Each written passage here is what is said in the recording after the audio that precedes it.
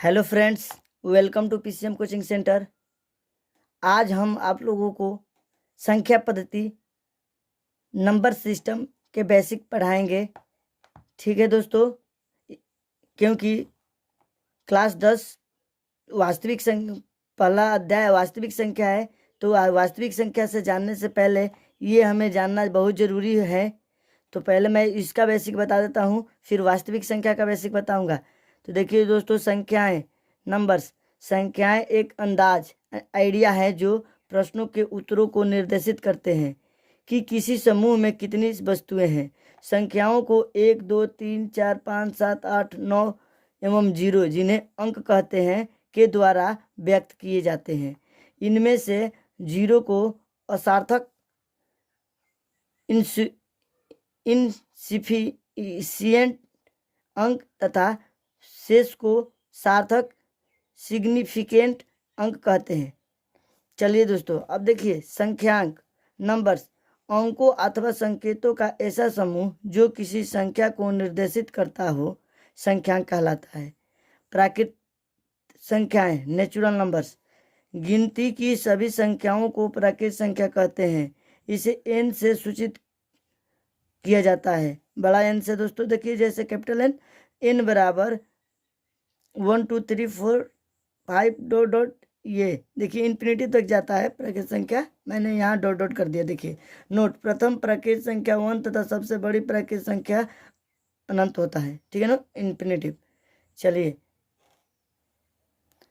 पूर्ण संख्याएं whole numbers शून्य के साथ सभी प्राकृत संख्याओं के समूह को पूर्ण संख्याओं का समूह कहते हैं। इसे W से सूचित किया जाता है। जैसे W बराबर इतना 0 से लेकर 0 1 2 3 डॉट डॉट इन्फिनिटिव। देखिए दोस्तों, पूर्ण संख्या और भी हो सकती है। शून्य सहित धनात्मक संख्याओं के समूह को क्या कहते हैं?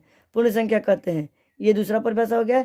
और ये तीसरा परिभाषा सुन लीजिए, शून्य सहित प्राकृत संख्याओं के समूह को क्या कहते हैं? पूर्ण संख्या कहते हैं। तो आप जो भी परिभाषा दे, तो ये सब मैं मतलब जो मैंने तीनों बताया उसमें से कोई भी दे सकते हैं। नोट देखिए, सभी प्राकृत संख्याएं पूर्ण संख्याएं होती है, लेकिन सभी पूर्ण संख्याएं प्राकृत संख्या नहीं होती है।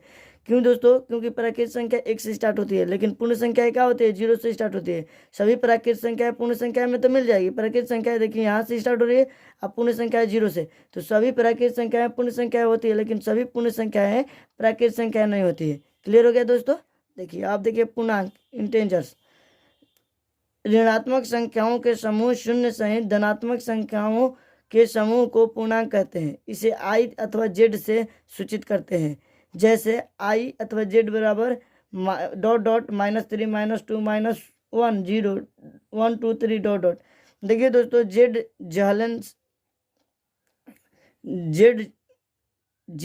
या i कुछ भी दोनों में से ले सकते हैं पूर्णांक के लिए। ठीक है, अब देखिए नोट, शून्य न तो धनात्मक संख्या है और न ही ऋणात्मक संख्या है। शून्य देखिए 0 0 एक पूर्णांक है, लेकिन यह न तो धनात्मक पूर्णांक है और न ही ऋणात्मक पूर्णांक, लेकिन यह निश्चित रूप से अऋणात्मक पूर्णांक है, नॉन नेगेटिव इंटेजर। तथा अधनात्मक पूर्णांक नॉन पॉजिटिव इंटेजर है। जैसे धनात्मक पूर्णांकों के समूह देखिए बराबर 1 2 3 4 डॉट डॉट, मझला कोष्ठ में ये सब दिखाया जाता है समुच्चय को। ऋणात्मक संख्याओं के समूह देखिए, ऋणात्मक संख्याओं के समूह है -1 -2 -3 -4 डॉट डॉट। और ऋणात्मक पूर्णांकों के समूह अऋणात्मक 0 0 1 2 3 4 डॉट डॉट। अधनात्मक पूर्णांकों के समूह देखिए 0 -1 -2 -3 -4 डॉट डॉट, इस तरह होता है। पांचवा पॉइंट देखिए, यदि a = नॉट 0 तो a बट्टा में 0 बराबर 0। 0 सभी नॉन जीरो नंबर से विभाज्य है। ठीक है ना दोस्तों? छठा पॉइंट देखिए, कोई भी प्राकृत संख्या शून्य से विभाज्य नहीं है, अतः कभी भी शून्य नहीं हो सकता है। देखिए अगला पॉइंट इसका, शून्य सम संख्या है, इवन नंबर होता है जब यह 2 से विभाज्य होता है। ठीक है दोस्तों? रूढ़ या अभाज्य संख्याएं प्राइम नंबर्स देखिए, जिन संख्याओं में एक तथा स्वयं को छोड़कर किसी अन्य संख्या से भाग नहीं लगे उन्हें रूढ़ अथवा अभाज्य संख्या कहते हैं। 1 अभाज्य संख्या नहीं है, अतः सबसे छोटी अभाज्य संख्या 2 है। नोट देखिए, केवल 2 सम अभाज्य संख्या है, अभाज्य संख्याएं को प्राइम नंबर्स।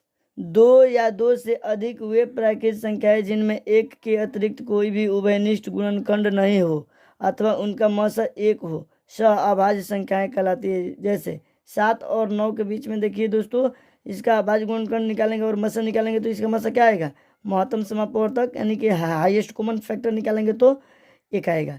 तो इसीलिए इस प्रकार की संख्या को क्या कहते हैं, अभाज्य संख्याएं। जुड़वा अभाज्य संख्याएं, ट्विन प्राइम नंबर्स। अभाज्य संख्याओं के ऐसे युग्म जिनका अंतर 2 हो उन्हें जुड़वा अभाज्य संख्याएं कहते हैं। जैसे देखिए, ये 3 और 5, 11, 13 तथा 17, 19, इस तरह जुड़वा अभाज्य संख्याएं कहलाती है। सम संख्याएं, देखिए वे संख्याएं जो 2 से पूर्णतः विभाज्य हो, सम संख्याएं कहलाती है। जैसे 2, 4, 6, 8, डॉट आदि। विषम संख्याएं, देखिए वे संख्याएं जो 2 से पूर्णतः विभाज्य नहीं हो, विषम संख्याएं कहलाती है। जैसे 1, 3, 5, 7, डॉट आदि। यौगिक या भाज्य संख्याएं, देखिए वैसी संख्याएं जिनके गुणनखंड 2 से अधिक हो, यौगिक या भाज्य संख्याएं कहलाती है। जैसे 4, 6, 8, 9, 10, डॉट इत्यादि। 2 से अधिक हो गुणनखंड, उसी को क्या कहते हैं, यौगिक या भाज्य संख्याएं कहते हैं। नोट, सबसे छोटी यौगिक संख्या 4 है।